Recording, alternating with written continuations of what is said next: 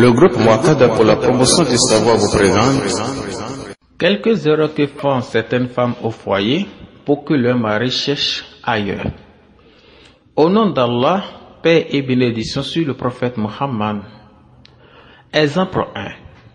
Mauvais habillement. Certaines femmes au foyer ont l'habitude de ne rester que dans des vêtements usés dans la chambre et réserver les neufs pour des sorties. C'est lorsqu'elles veulent sortir qu'elles se rendent belles en s'habillant confortablement. Sinon, ce sont les haillons pour le mari dans la chambre. Or, le mari doit trouver sa femme belle, bien habillée. Les femmes ne savent pas que les habits neufs sont apportés dans la chambre pour le confort de leur mari et que les usés sont pour la sortie conformément aux enseignements prophétiques. Leur mari revient du boulot, les voit dans des vêtements de la cuisine, dégageant de mauvaises odeurs, la fumée, l'ail, etc. Ce comportement des femmes au foyer fatigue le cœur des maris et ainsi, l'amour qu'ils leur réservent diminue. On sait que dehors est rempli de beaucoup de belles femmes. La femme au foyer doit se présenter plus belle à son mari que ce qu'elle voit dehors. Beaucoup de femmes au foyer échouent de ce côté et alors leur mari cherche ailleurs. Exemple 2. Les mauvais propos. Beaucoup de femmes s'habituent aux mauvais propos à l'égard de leur mari. Elles se disent qu'elles ne sont plus des nouvelles mariées. Or, l'homme a toujours besoin des propos doux de la bouche de sa femme. La femme doit apprendre à amadouer son mari par des bons propos. Elle doit le garder comme un bébé et vite comprendre ses sentiments. Pour appeler leur mari, beaucoup de femmes disent « papa un tel » ou carrément « papa, papa ». Or, elles devaient s'habituer à des expressions comme celle-ci « mon amour »,« mon cœur »,« ma joie »,« mon plaisir »,« mon chéri », etc. Beaucoup de femmes au foyer deviennent comme des mousses dans l'eau et ne savent pas chérir leurs époux. Leur comportement n'est pas respectueux, leur voix est trop dure. Or, peut-être, la secrétaire du bureau de leur mari emploie une voix affable. Madame, attention, tu pourras tout de suite perdre ton mari. Quand la femme est au foyer, quelque chose lui donne l'audace qu'elle ne perdra plus jamais son mari, et alors elle s'entête de la pire des façons et vit à la désordonnée. Exemple 3. Le manger n'est pas prêt. C'est maintenant qu'elle aperçoit la venue du mari qu'elle court pour allumer le feu.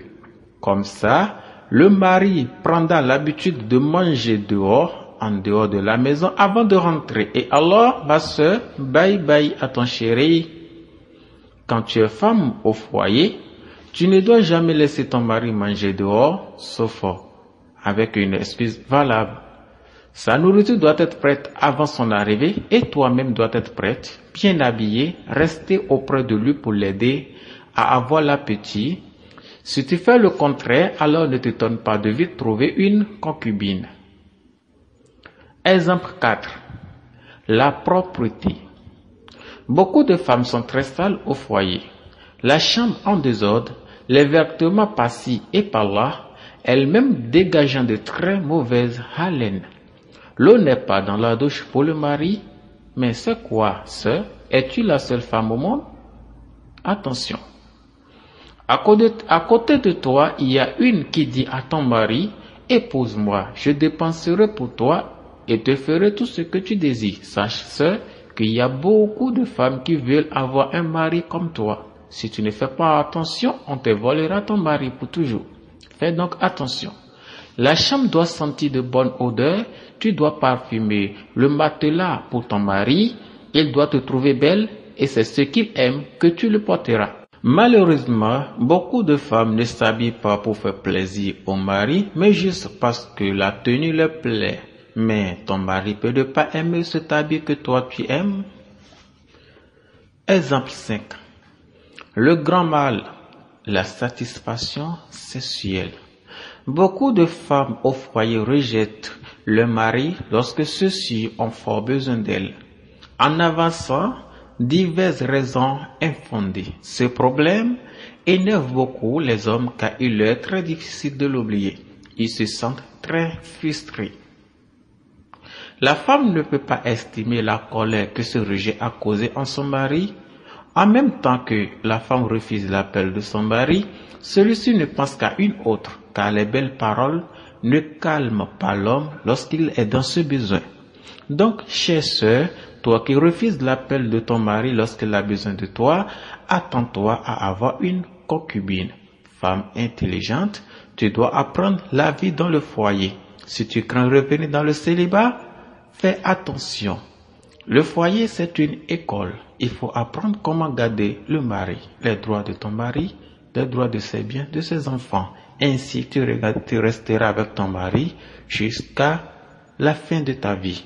Je prie Allah de bénir ton foyer et de t'aider à donner à ton mari ses droits.